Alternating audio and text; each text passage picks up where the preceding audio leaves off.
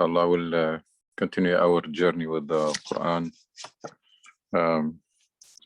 This is something that we all should try to do on a regular basis. It doesn't have to be 1 hour or 1 hour and a half. It can be any time that you can dedicate to read and reflect on some verses of the Quran. It doesn't matter how much you do. What matters is how much you get out of it and what you implement, basically, because that channel or chain between reading Quran and reflecting and understanding and implementing should be working all the time.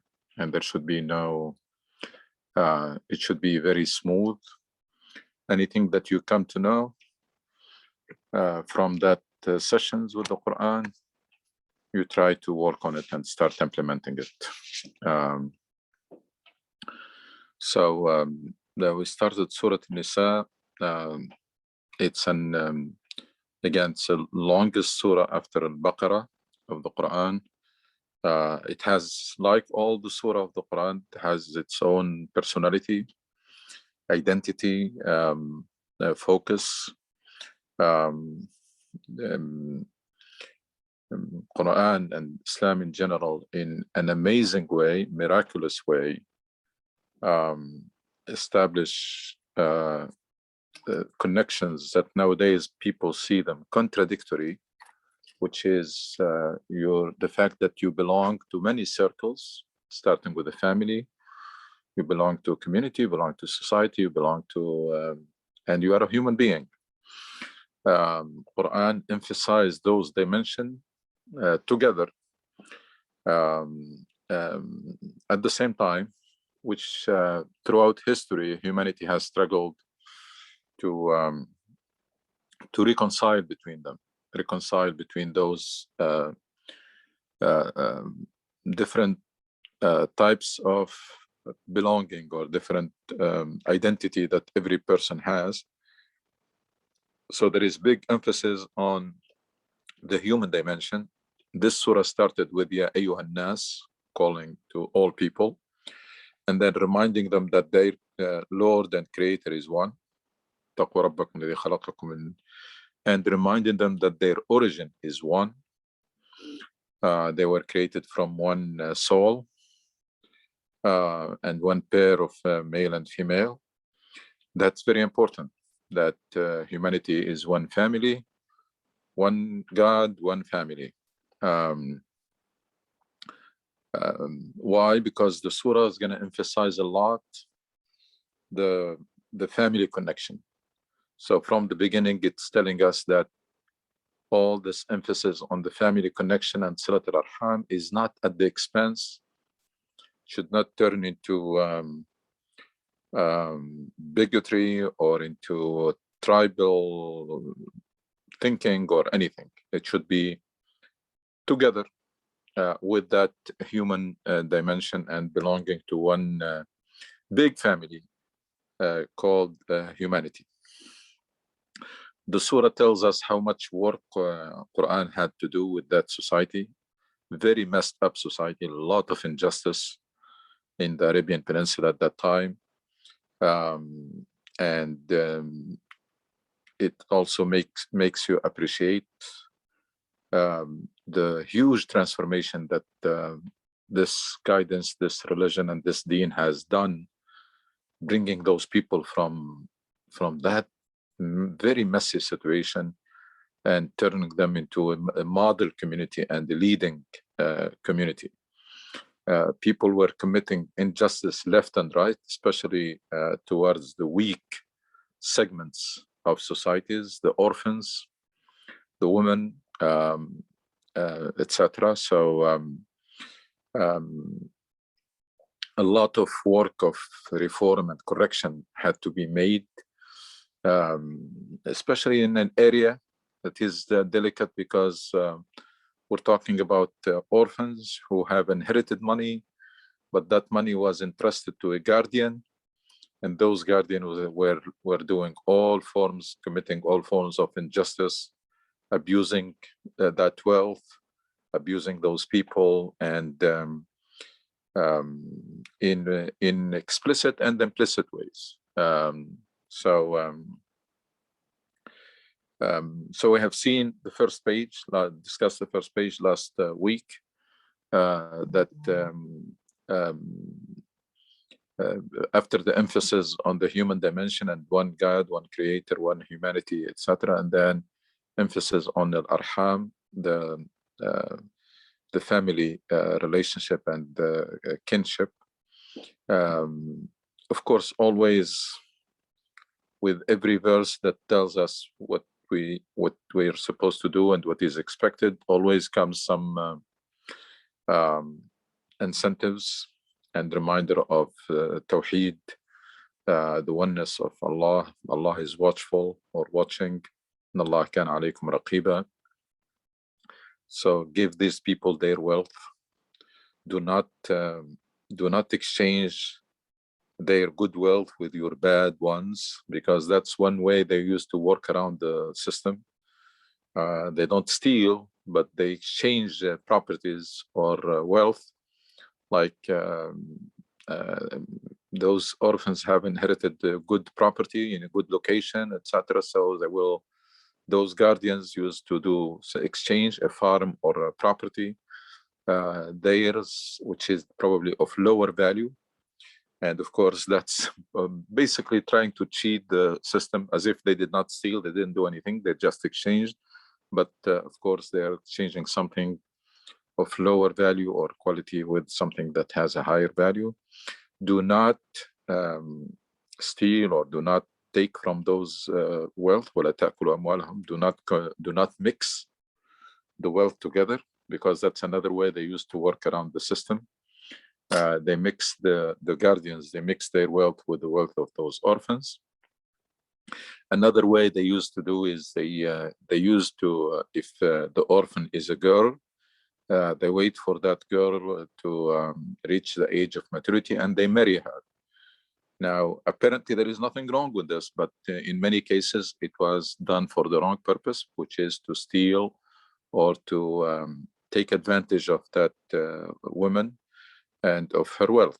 So and Quran is telling them that if you cannot handle that conflict of interest, and you're not sure that you will be fair with these people, with this woman, when you become her husband, then don't marry those. Marry from other women.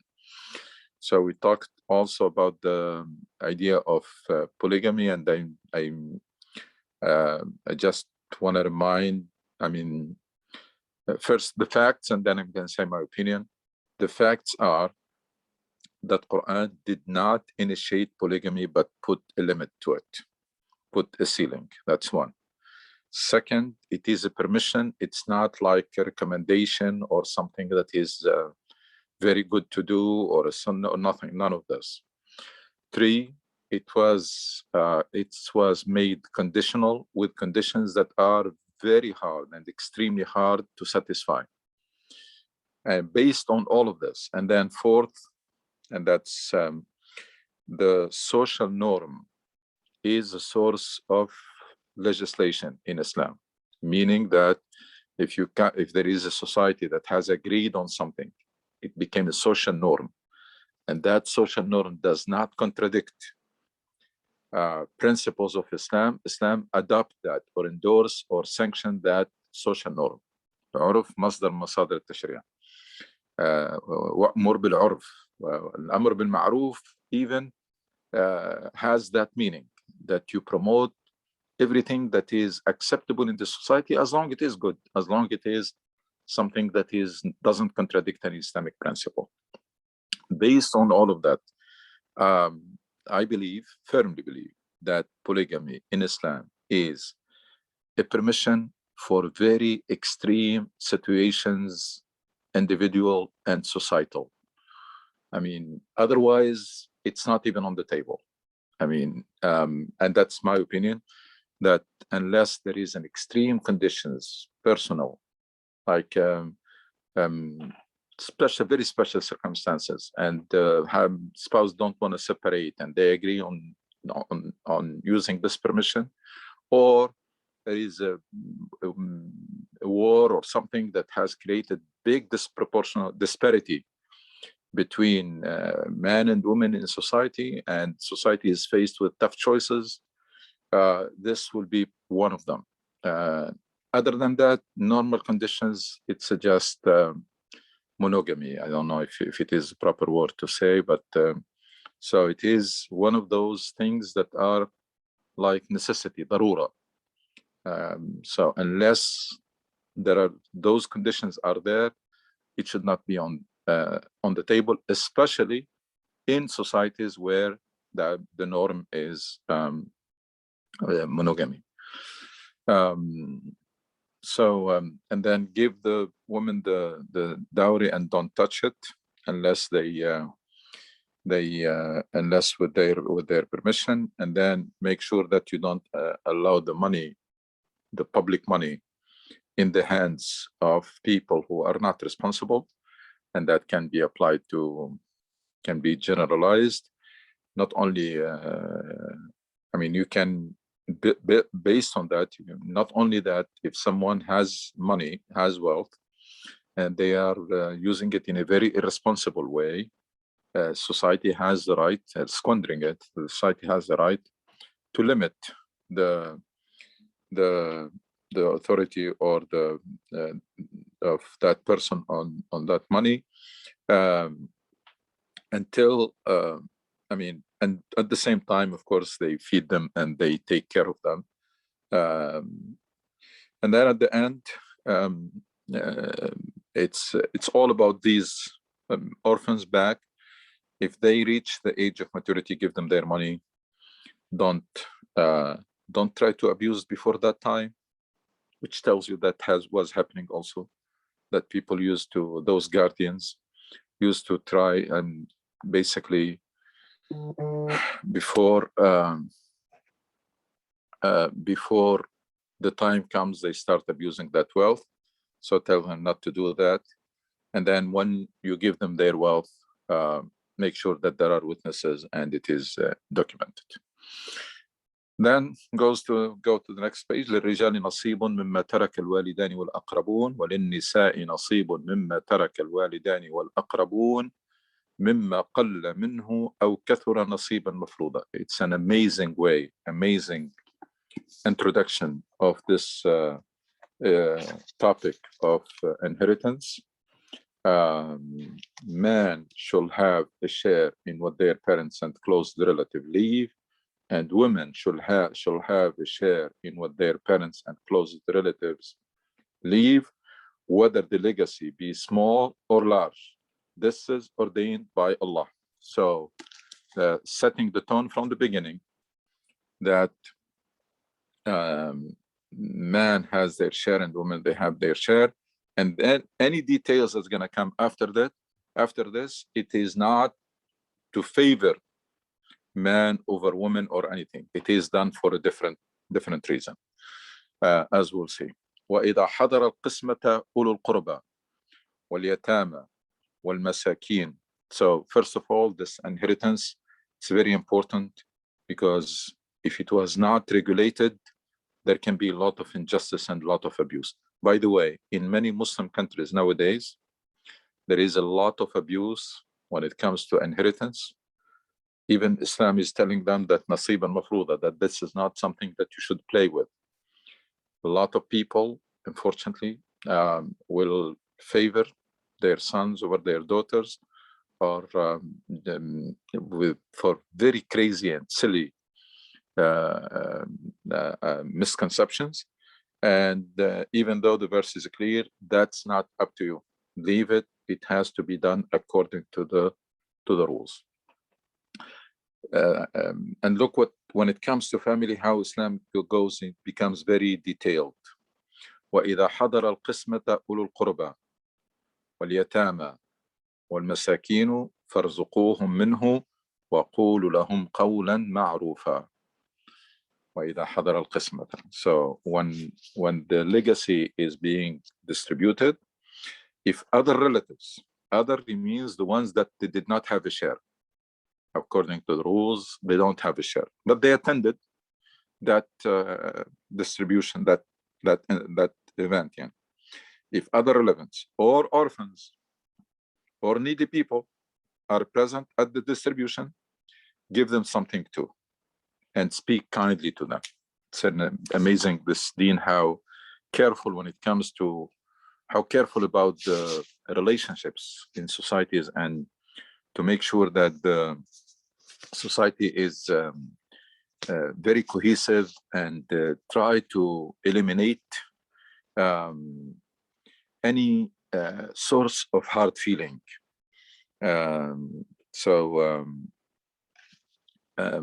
Imagine a legacy or wealth being distributed, and these people have attended, and then you just ignore them. Yeah.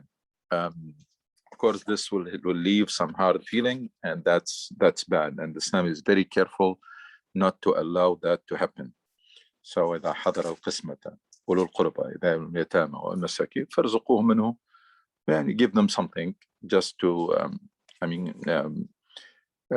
to avoid that hard feeling. وقولوا لهم قولا معروفا, and tell them and kind words. And then وليخشى الذين لو تركوا من خلفهم ذرية ضعافا خافوا عليهم فليتقوا الله وليقولوا قولا سديدا. That those who would fear for the future of their own helpless children, if they were to die, show the same concerns for orphan. Let them be mindful of Allah and speak out for justice. And just imagine your children in that situation, helpless orphan and need help, and they attend distribution of legacy. So it's be kind if you want people to be kind to your children in the future after you are gone. Yeah. وليخشى الذين لو تركوا من خلفهم ذرية ضعافا خافوا عليهم فليتقوا الله وليقولوا قولا سديدا. And also warning everybody against any injustice when it comes to the distribution of the wealth or the legacy. إن الذين يأكلون أموال اليتامى ظلما إنما يأكلون في بطونهم نارا وسيصلون سعيرا. By the way, this is actually going back to the orphans who were entrusted to guardians. It's more than the inheritance. وليخشى الذين لو تركوا من خلفهم ذرية ضعافا خافوا عليهم فليتقوا الله وليقولوا قولا سديدا. يعني you are a guardian of an orphan. Be kind to this orphan, because just imagine that after you die, your children might be in that situation, or your child might be in that situation, entrusted to a guardian. So, and then إن الذين يأكلون, so it warned them against something that can happen in this life, and then warned them against the punishment in the hereafter. So don't abuse the money of those orphans whom you're guarding. One, you don't just think of your children in the future, your child will be in that situation. And second, whatever money you take, and in very eloquent way, إن الذين يأكلون أموال اليتامى ظلما إنما يأكلون في بطونهم نارا وسيصلون سعيرا. يعني it's double jeopardy. Those who consume the property of orphans unjustly are actually swallowing fire. It's a very, horrible situation. You're taking the money of that helpless orphan, you're swallowing fire. And doesn't stop there. They're swallowing fire into their own bellies. They will be burned in the blazing flame. So it's a very bad destiny for them. that makes you very, very careful, because you're gonna extend your hand to take some of that money. You remember this picture here, that you are swallowing fire in your bellies. So you can circumvent the law. The child is helpless. This orphan child is helpless. You can do whatever you want. You can bribe those who are in charge, or you can circumvent the rules. You can do whatever you want. But just keep in mind that you're swallowing fire into your bellies, and then you're going to be, you're going to end up in hellfire, as it says, and will be burned in the blazing flame. Something that, I mean, even if you don't have this great taqwa, yani, then you're not the very pious. Yani.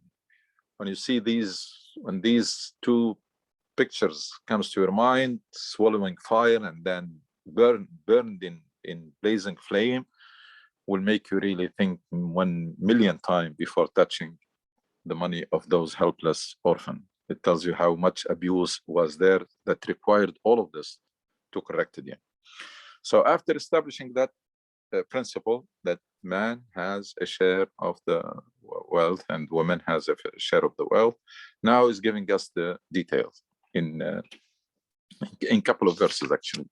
يوصيكم الله في أولادكم للذكر مثل حظ الأنثيين فإن كن نساء فوق 2 فلهن ثلث ما ترك وإن كانت واحدة فلها النصف ولأبويه لكل واحد منهما السدس مما ترك إن كان له ولد فإن لم يكن له ولد وورثه أبواه فلأمه الثلث فإن كان له إخوة فلأمه السدس من بعد وصية يوصي بها أو دين.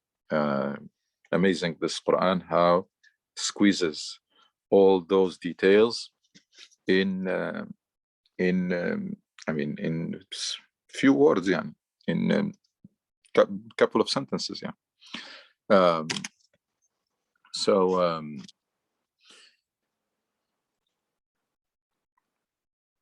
The principle, general principle, if they are at the same level to the person who died, they're saying للذكر مثل حظ الأنثيين. Oh, I didn't read the translation.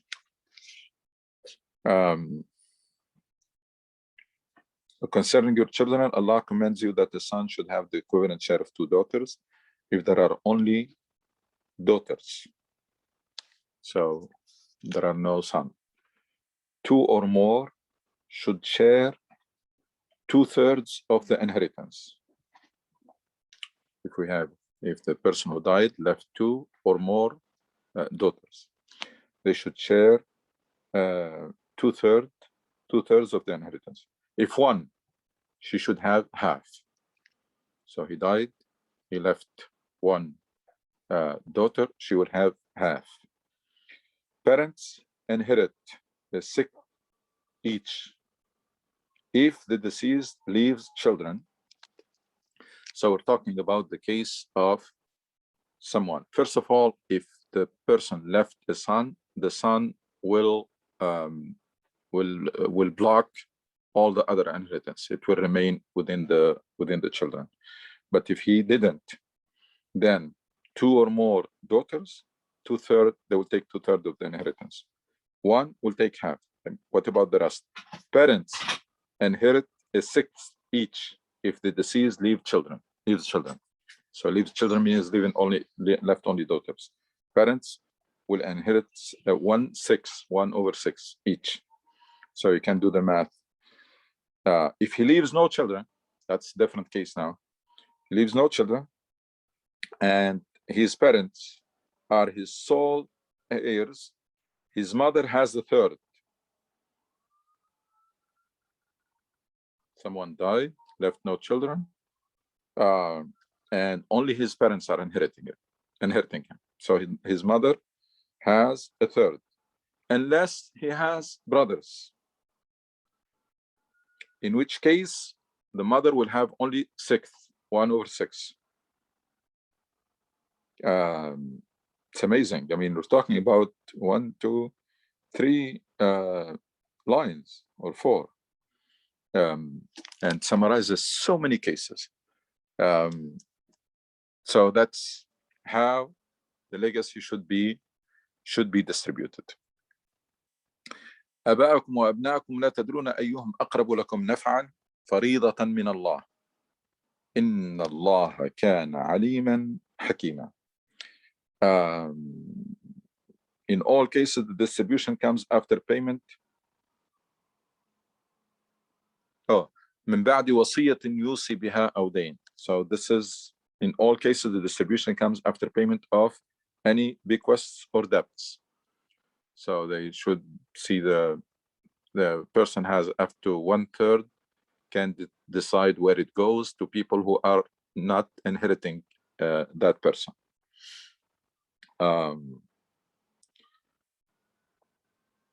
You cannot know which of your parents or your children is closer to you in benefit. This is a law from Allah, and He is all-knowing always. So, and you can see knowing and wise, very, very, of course, appropriate as usual. The names and attributes of Allah are carefully chosen in every verse to be relevant to that verse.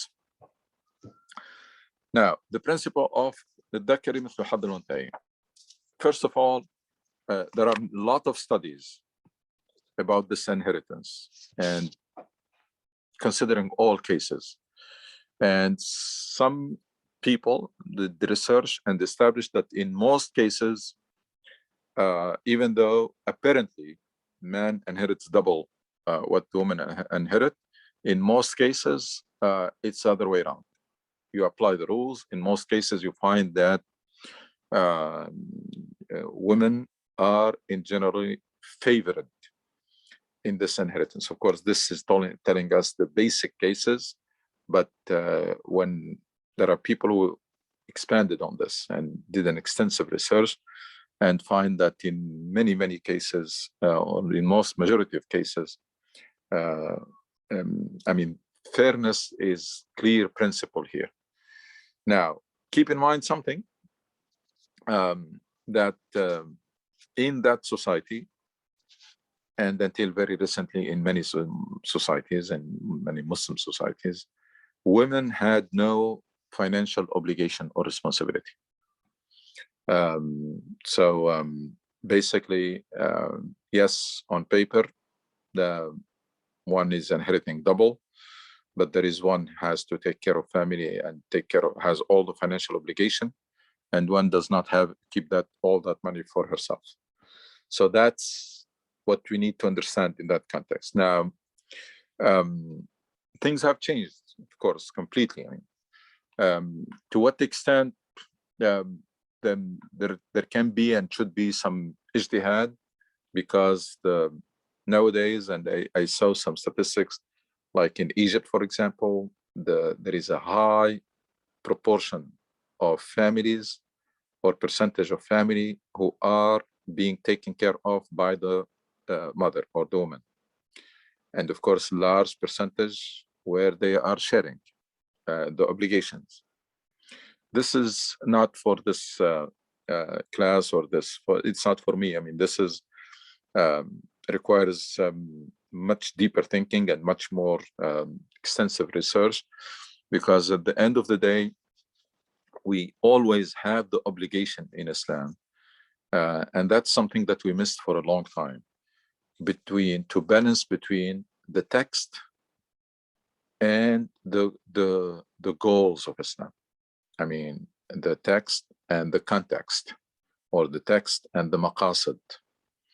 And when Umar ibn Khattab suspended the penalty for stealing, the text was still there, but he realized, or he figured out that and reasoned that the purpose of justice cannot be applied in a time of famine and people are stealing to eat. So he suspended it. And that's a clear verse. When Abu Bakr as-Siddiq decided to basically punish or fight those who refused to pay zakat, which is the taxes of the time, many companions objected to him or opposed him because they use the hadith that you shouldn't do that. These people, you cannot do that by the text, but he thought that this is a state that will disintegrate if we're going to allow everybody to do that. If that becomes a precedent, then next day other places and other counties or other regions or other cities will do the same thing, and the whole state will disintegrate. When Umar ibn Khattab decided to change the rules of distributing the spoils of war, I mean, that's a verse, and that's something that the Prophet have done before him. He just thought that, I mean, the wars before with Quraysh, in Mecca and the Arabian Peninsula, the spoils of war were camels and horses and some tools of wars, and I mean things that are very simple. Yeah. So they used to distribute 4 out of 5, 80% of the spoils of war among the fighters.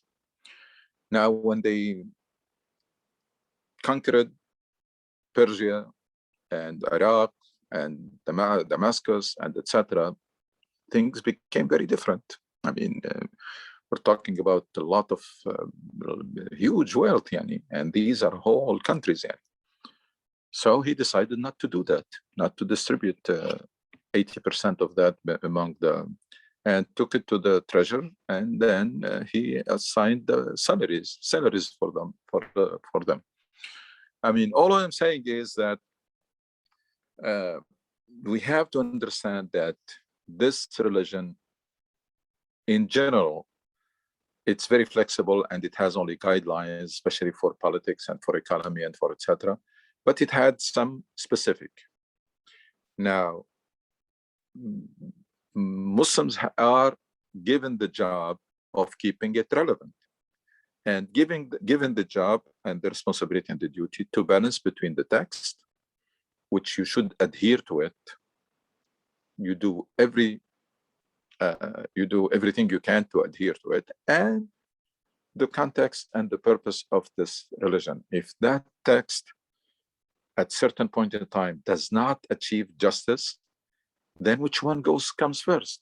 And that's a debate, unfortunately, that Muslims have avoided for a long time, which is when there is no consistency, there is a context that if we adhere to the text exactly at that time, maybe we will not achieve the overarching goal of justice. So what should we do? النص والعقل والمصلحة, يعني the greater good, the intellect, and the text. Unfortunately, of course, the easier way is they usually go for the easier way, either stick to the text or neglect the text completely. And these are the easiest way, and these are not appropriate. The harder way is basically, I always have, this religion has overarching goals that we want to achieve. And I have some constant and text, tawabit. And how can I balance between adhering to those and preserving those and then achieving those goals? I will leave it there, but I believe that that debate, even though it is very sensitive, it is critical, it's delicate, but it has to be reopened, and we should not limit the thinking of people just by saying that because it is there, then you have to do it regardless of the outcome and regardless of the context. The verses continue, وَلَكُمْ نِصْفُ مَا تَرَكَ أَزْوَاجُكُمْ إِنْ لَمْ يَكُنْ لَهُنَّ وَلَدٌ فإن كان لهن ولد فلكم الربع مما تركنا من بعد وصية يوصين بها أو دين ولهن الربع مما تركتم إن لم يكن لكم ولد فإن كان لكم ولد فلهن الثمن مما تركتم من بعد وصية توصون بها أو دين. So this is husband and wife inheriting one another, and the rule is very simple. You inherit half of what your wives leave if they have no children. If they have children, you inherit a quarter.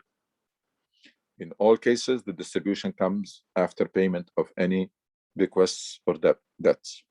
If you have no children, your wife's share is quarter. If you have children, your wife gets 1/8. In all cases, the distribution comes after payment of any bequests or debts. And then وإن كان رجل يورث كلالة أو امرأة وله أخ أو أخت فلكل واحد منهما السدس فإن كانوا أكثر من ذلك فهم شركاء في الثلث من بعد وصية يوصى بها أو دين.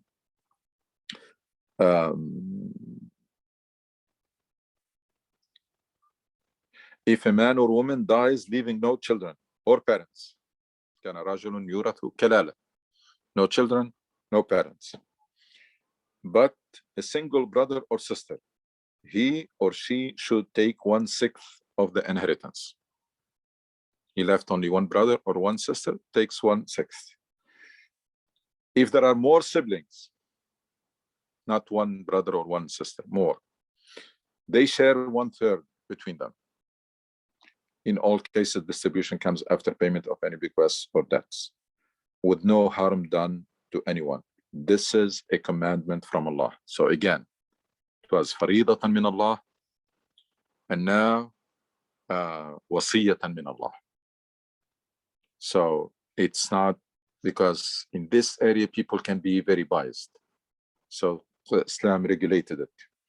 This is a commandment from Allah, and He is all-knowing and benign to all. Allahu alimun halim. So again, detailing another case of man dying or a person dying with no parents and no children. This is how their wealth should be distributed. And you can see how this word من بعد وصية يوصى بها أو دين repeated several times. Every time after, you don't start distributing and only you start distributing only after any wasiyah, any bequests or any debts is taken care of. Again, this religion is very careful about keeping those relationships and coherence in societies and eliminating any sources of hard feelings and dispute and problems. So whatever bequest the person left or a debt has to be paid first, and then the legacy will be distributed. تلك حدود الله, again, فريضة من الله, وصية من Allah, and Alim repeatedly twice, that Allah is all-knowing, so that don't try to play games or to try to own. And we can see it until now, by the way. Until now, people play games when it comes to this inheritance thing. And now, تلك حدود الله. So it was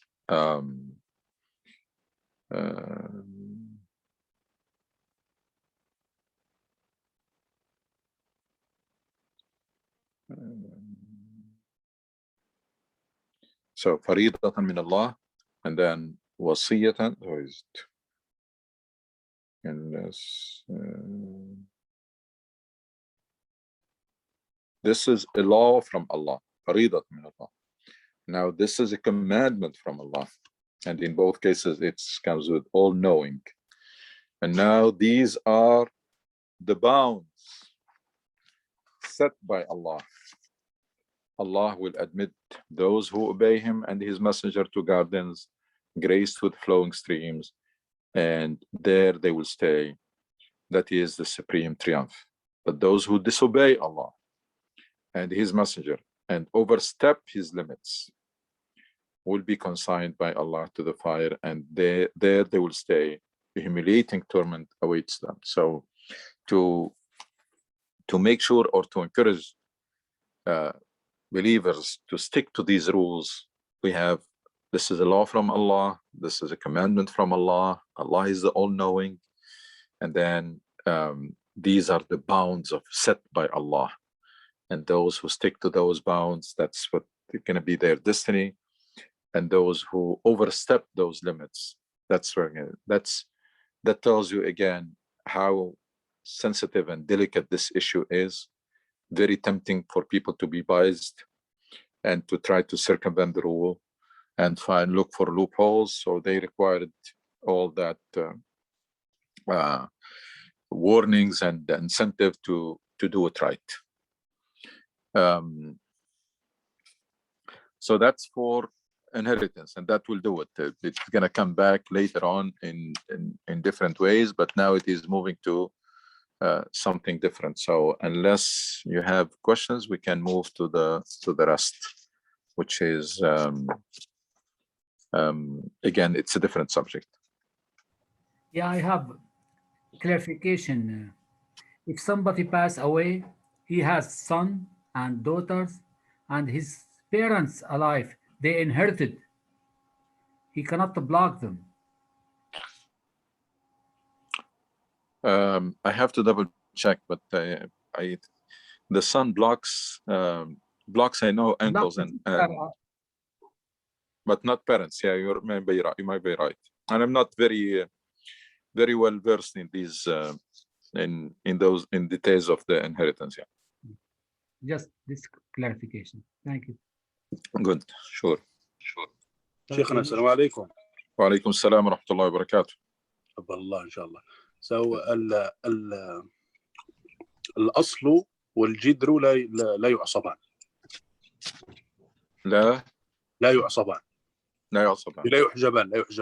لا يحجبان. Yeah, and I'm maybe blocking the brothers and sisters. صح نعم. الجانبين نعم.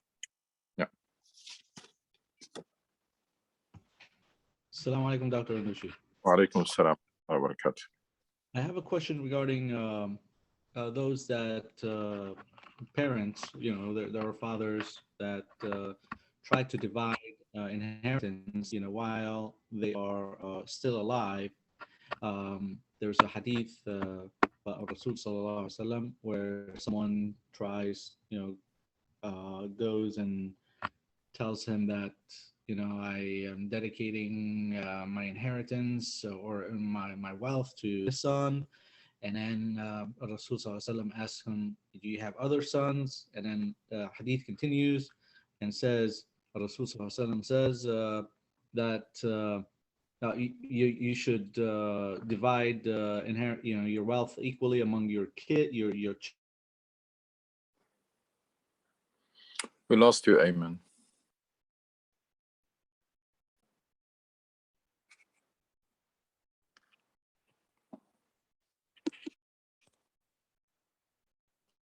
Ayman, we lost you.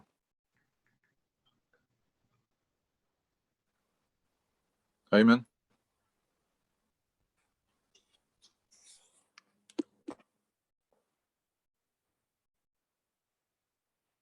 I think Ayman was disconnected. Dr. Kenichi, I had a question. Sure. Howard, you've talked about interpreting the Quran for modern times and to fit modern situation. How should Muslims or others interpret these passages on inheritance in today's environment, in today's situation? One of the things that I particularly want to ask about is the greater emphasis on equality between men and women, and particularly I would ask it in terms of inheritance. I mean, that applies to any other area. Muslims have stopped for a long time doing this. And now there is even some fear or intimidation that people don't want to touch these things and go for the safer option.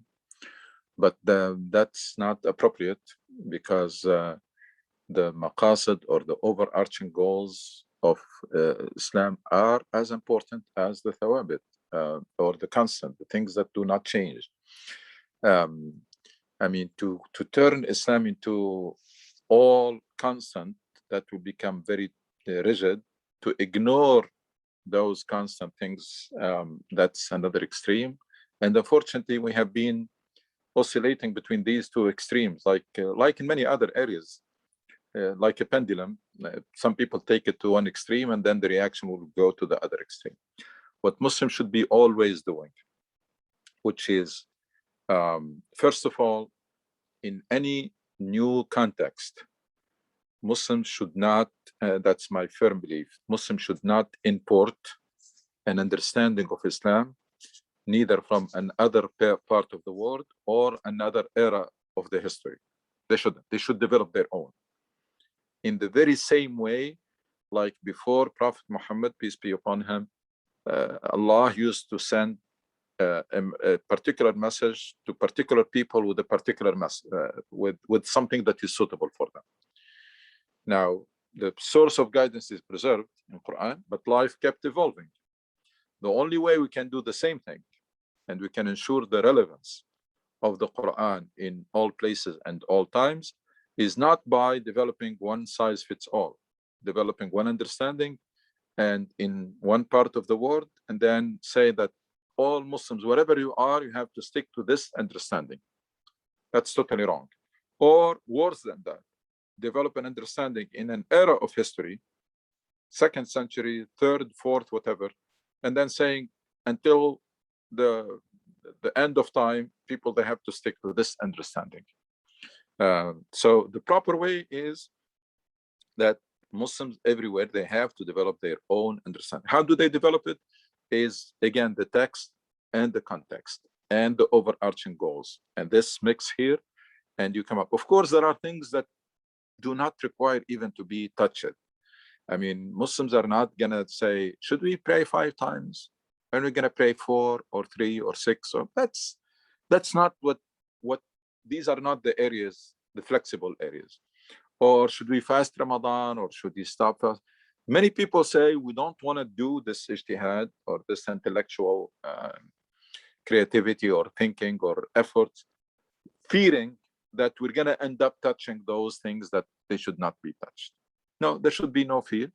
So develop that understanding and then keeping it fresh, because life all the time is throwing new challenges on us. They were not there before. There are challenges that we are facing now that were not there 10 or 20 years ago, with this very, very rapid revolutions of science and technology and everything. So, and it's delicate. Yes, it's risky. Yes, it is not easy. Yes, but still, there is no way to avoid it, which is not to try to make Islam fit and make it acceptable. That's the wrong purpose.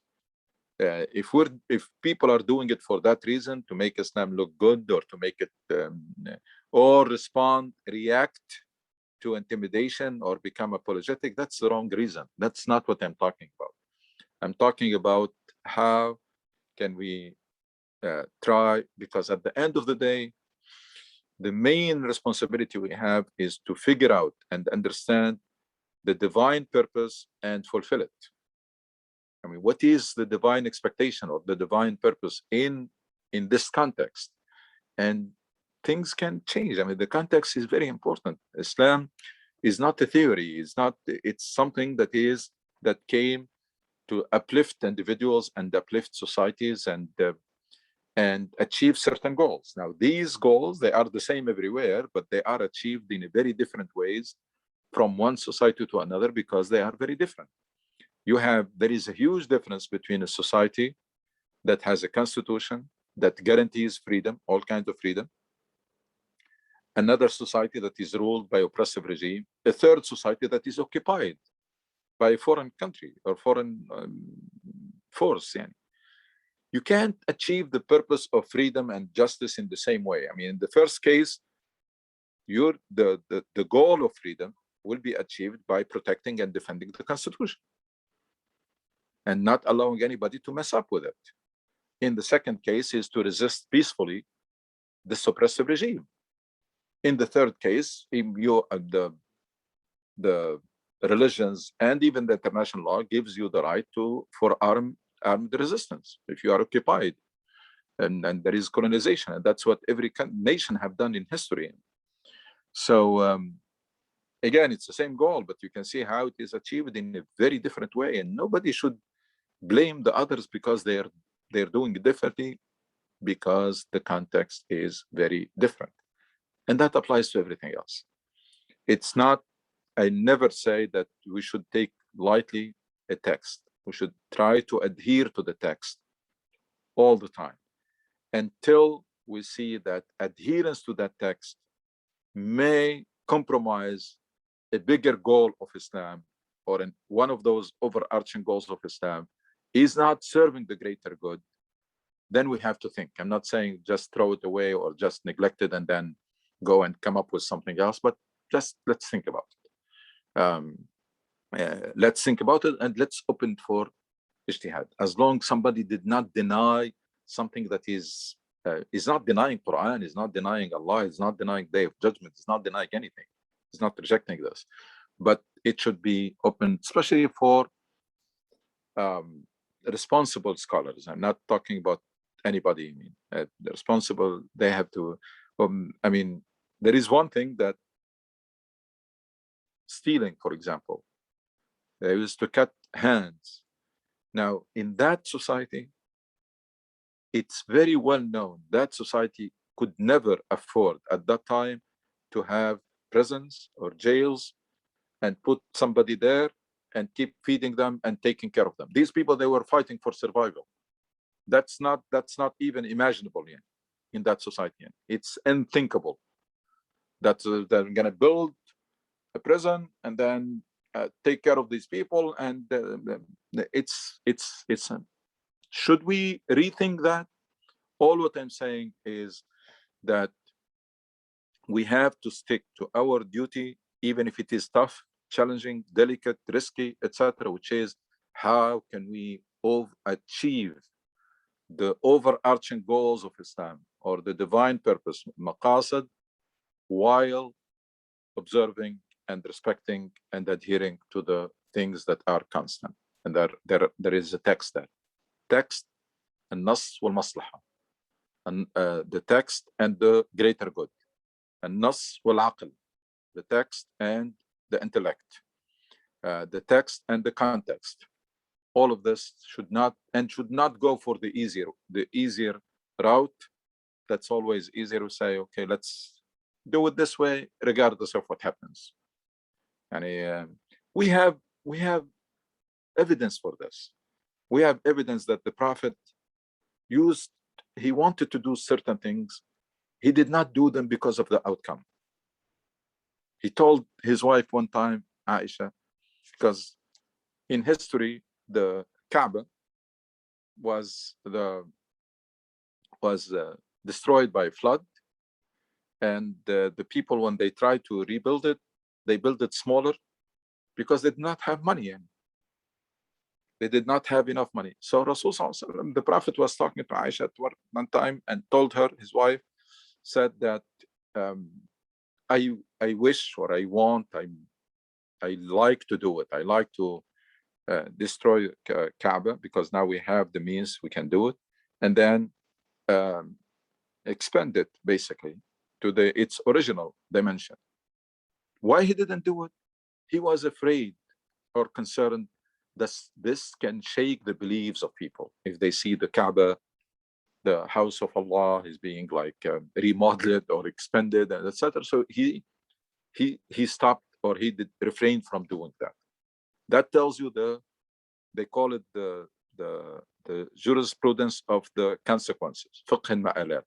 If I do this, it's going to lead to a worse consequences. So even though I like to do it, even though that's probably the right thing to do, but because it's going to lead to something bad, so let's not do it. Jazakallah khair, Dr. Ghannouchi. Sorry, I had a poor connection earlier, but my question was related to the parents who are, still alive, and then they do, preferential treatment. They divide their wealth unequally among their children for whatever reason.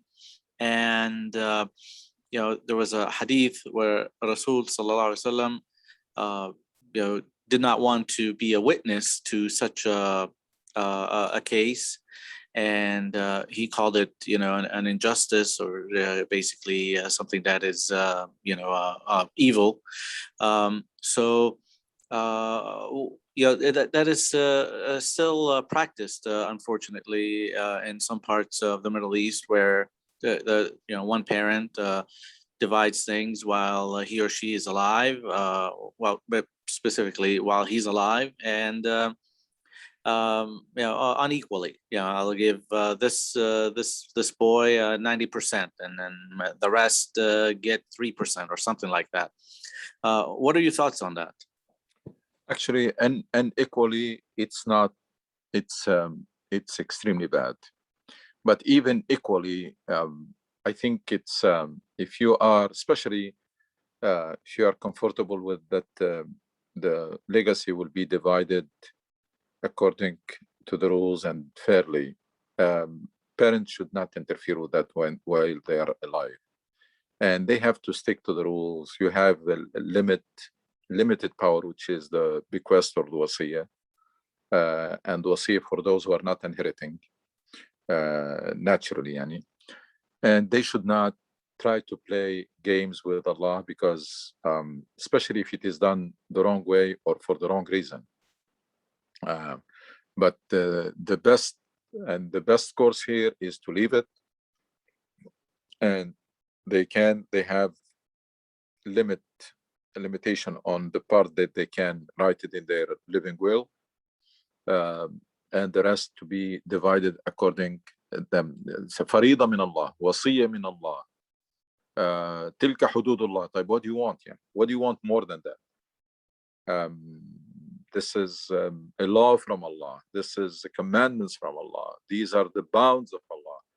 And somebody want to overstep them, they have to, they have to know the consequences. It's very severe, very serious. They should not. Justice in Islam is the highest goal. Quran in Surah Hadid says that messengers and messages were sent so that justice prevail. And Islam is very, very, very strict when it comes to justice and fairness, and against any bias. كونوا قوامين بالقسط شهداء لله ولو على أنفسكم أو الوالدين أو الأقربين إن يكن غنيا أو فقيرا فالله أولى بهما فلا تتبعوا الهوى أن تعدلوا. It's amazing how Islam sealed all the exits from justice, and all the sources of bias. So and I know it is being done, especially against women, against the daughters.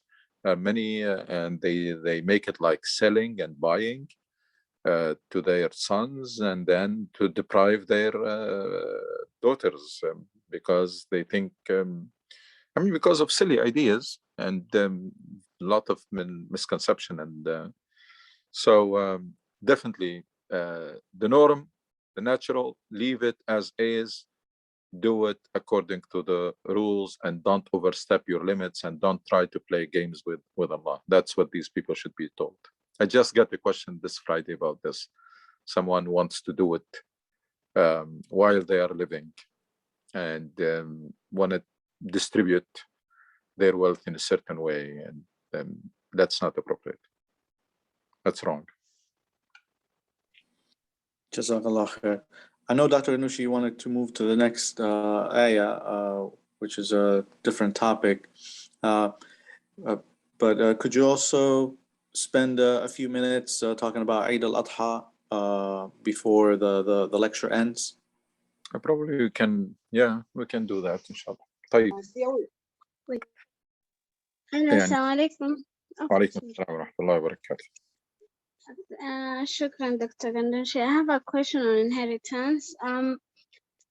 There are those who argue that the hadith of Prophet ﷺ that said we should write will before we sleep means that we have a right to dictate our wealth, like if I'm intending to give my son.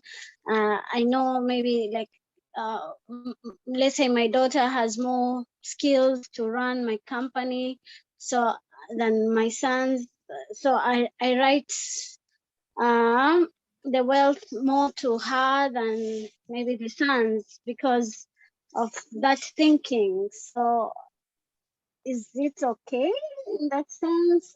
Even when they said it, you know, they have reasons for that because for the properties to be managed well. And then also, what was the other thing I wanted to ask? Yeah, that's one thing. And then the issue of equality, people equity, gender equity, and they argue that in our times, women are working and we are providing equally in the homes. So it will be more disadvantage for women to get half the share. And so how do we understand this context? The second part, I said Thank that there should be thinking and research about always, not about this, but about anything that we see that was made in a context that has changed completely. And thinking doesn't mean neglecting or ignoring an ayah or a text or hukum or ruling, but thinking. I mean, thinking about because the context has changed completely. So I already answered about the second one. I'm not in a position neither to do ijtihad in terms of coming up with a specific fatwa for your first question. Those specific cases require someone to consider them and then give a fatwa to say that's yes, that's a special case or not. But we're talking about the general principles that a person should refrain from doing that.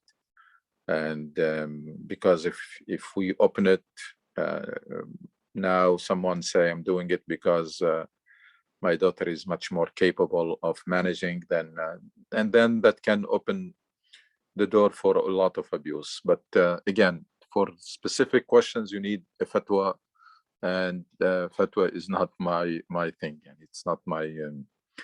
But we here talk about the general principle for the inheritance of man and woman. Yes, context has changed tremendously, completely actually, almost. And because context has changed, there should be thinking, there should be ijtihad, there should be, and see how whether a text is still fulfill the goal that was designed for or not. And that's not something that I'm coming up with. Many mainstream scholars, by the way, mainstream scholars raised this issue of an-nass wal-maslaha, that the text and the greater good. And if they are not consistent, which one should come first and which one had what to do?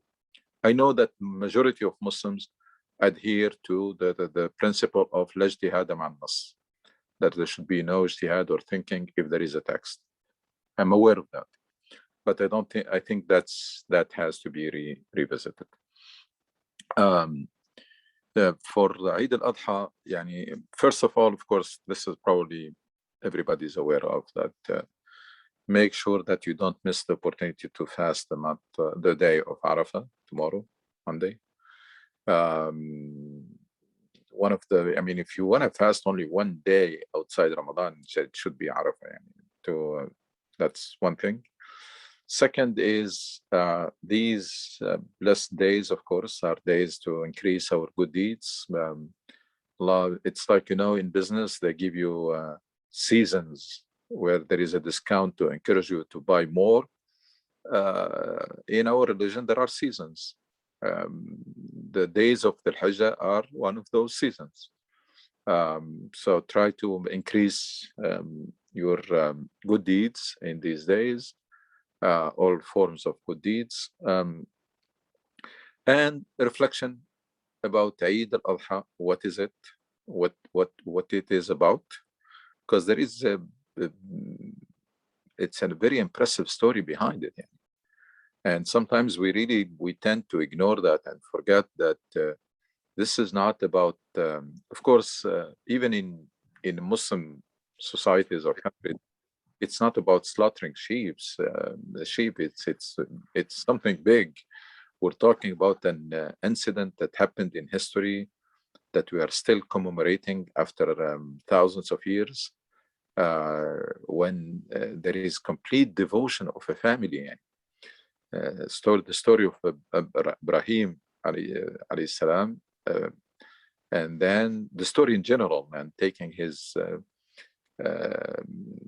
wife and child and put them in the middle of nowhere, and these people remained patient because they had no doubt that Allah will never neglect them or let them down. And then when he was ordered the big test, when he was ordered to slay his son, I mean, and not any son, yani. And I mean, it's by itself is big, yani. This is the son who was born at a very old age, when Ibrahim was at very old age, yani. So we're talking about complete devotion. Yani when Allah subhanahu wa ta'ala says, took Ibrahim as his close friend. وَاتَّخَذَ اللَّهُ إِبْرَاهِيمَ خَلِيلًا. Yani we have to understand why. And when Allah says that inna Ibrahim kana ummah, that Ibrahim was a community or a nation by himself, because of that complete devotion. I mean, that's very, very, I mean, important for us to reflect on the level of devotion and obedience, to the point that something so hard to do, and you do it with your hands, and both of them responded, the father and the son, with no hesitation. And they didn't have in mind that Allah will send them sheep or will, I mean, it's just, it tells you how we should be dealing with the commandments of Allah, which are much less than that. And you can compare how someone was ordered to do this, to slay his son with his own hands, and the son was told about this and accepted, and compare this to Muslims who are not fulfilling their basic duties, cannot wake up to pray Fajr on time, or does not take care of their prayers, or they don't do their, I mean, it's telling us that's the standard. I mean, the standard is that when it comes to dealing with Allah, it is you hear and you obey. There is no second thought. There is no, let me think about it. Does this make sense? Does this, no. That's the proper attitude. I mean, and Quran and Islam in general teaches us with extreme examples, so that it doesn't have to tell us many examples. I mean, many hadith of the Prophet and many verses, many principles are emphasized in extreme circumstances, so that you don't need to, you don't need more examples or more evidence, and they can mention many of these. But one of them, when it comes to the devotion and obedience, it's a story of Ibrahim. It's something that we have to reflect on, at least during the Eid time, during these days. It is something that we need to convey it from one generation to another, so that Eid will not be, I mean, and I'm saying in Muslim society, it will be just the day when we're going to slaughter and eat the meat and whatever, and barbecue and whatever. Over here, it may not even be noticed, because there is, even that is not there. So if you don't make an effort, your children may not even notice that there is something here. There's something big. And I always recommend that we plan ahead of time to make Eid very special day for our families and our children. Very special day. Take a day off. very early on, plan it so that you take a day off. And then if the best gifts of the year, you give them to your children during Eid al-Fitr and Eid al-Adha, so that they will be always looking for it, and they will tie it in their minds to the biggest gifts they got, the most they got them in Eid. Make it a very special day so that your children will remember it for a while and will look up to it before months or weeks, or looking for that day, because they know how special you can make it. Now everybody knows better their family and how can make that day very special. But these are my recommendations, which is to make sure that your children understand what is behind this. This is a huge event that is celebrated, continue to be celebrated thousands of years,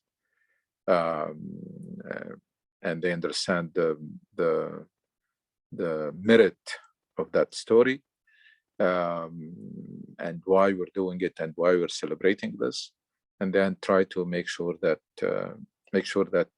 it is a day that they will remember it for a while, and they will always look up to it. Make it very, very special. Make it very special.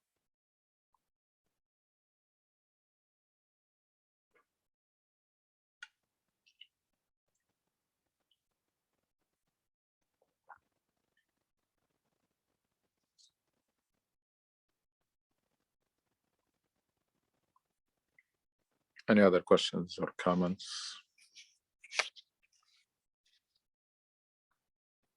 Or suggestions?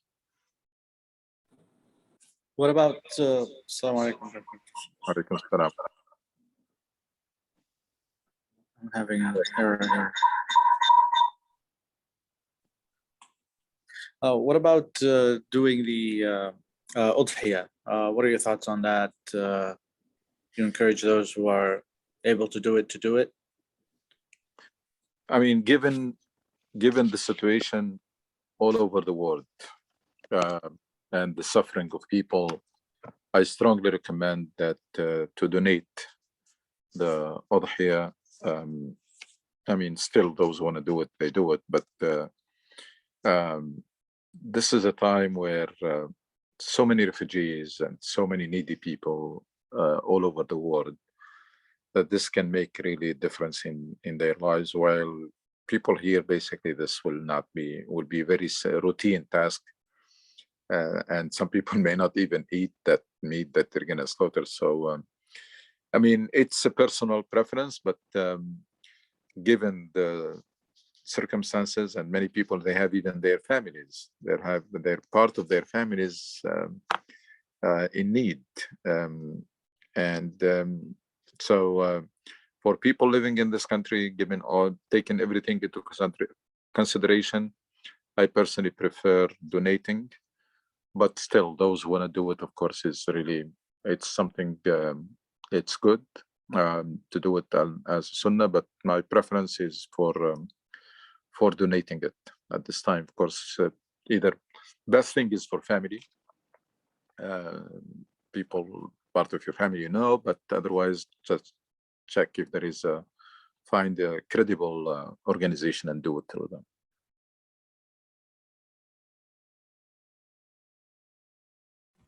And at certain point in time, actually, I'm still believing that I still believe that Muslims in this country, if they slaughter, they should organize a campaign of meat donations, basically slaughter and give to those shelters and places that distribute food to those who are hungry and in need. I mean, that's how we can become a blessing in a society, and so people know that there is a very campaign. I started this a while ago.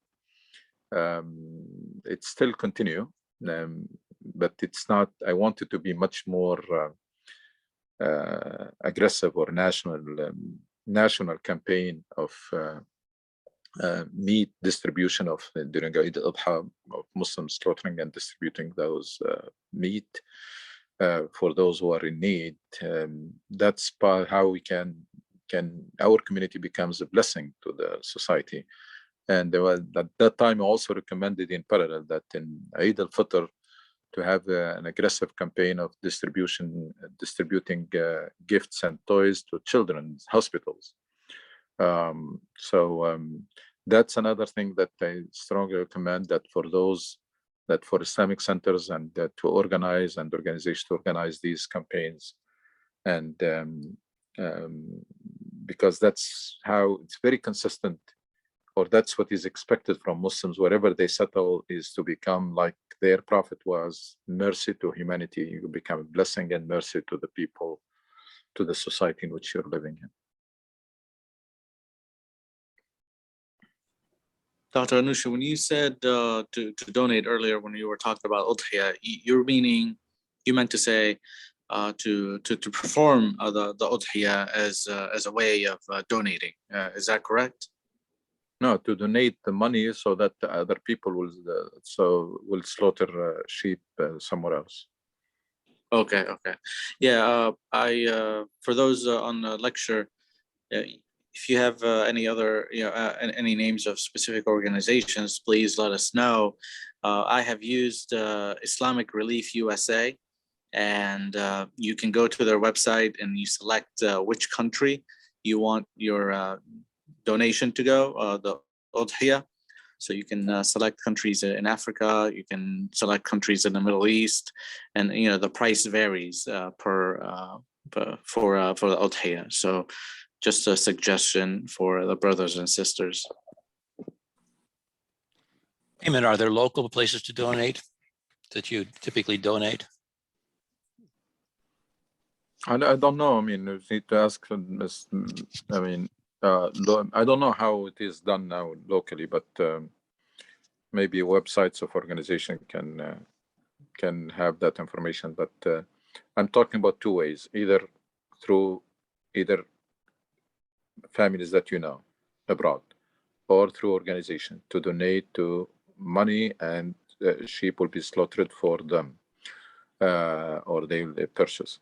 Or if you're going to do it here, I also recommend to donate to local places that distribute food and meat.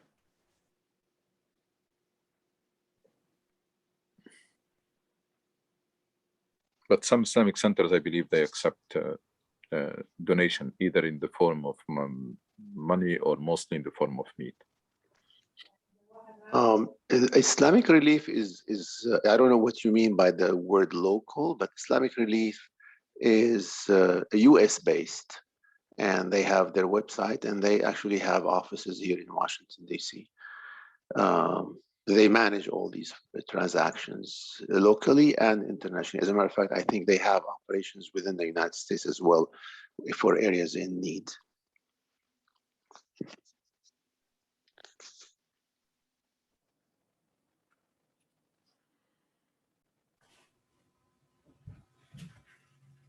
Assalamu alaikum. If nobody has other question, next Sunday we will be off for the holiday for the Eid. Inshallah, we will see you Sunday after next Sunday. Inshallah. August, Bismillah. جزاكم الله خير. Happy Eid, everybody. Happy Eid. مبارك إن شاء الله. Eid Mubarak. مبارك كل سنة وأنتم طيبين. السلام عليكم. Assalamu alaikum, everyone. I just posted the link for Islamic Relief USA if you want to use it to do your udhiyah. It is on the chat for the lecture. إن شاء الله تقبل الله. من ومنكم. كل عام وانتم بخير. أنتم من أهله. الله يبارك فيكم. السلام عليكم.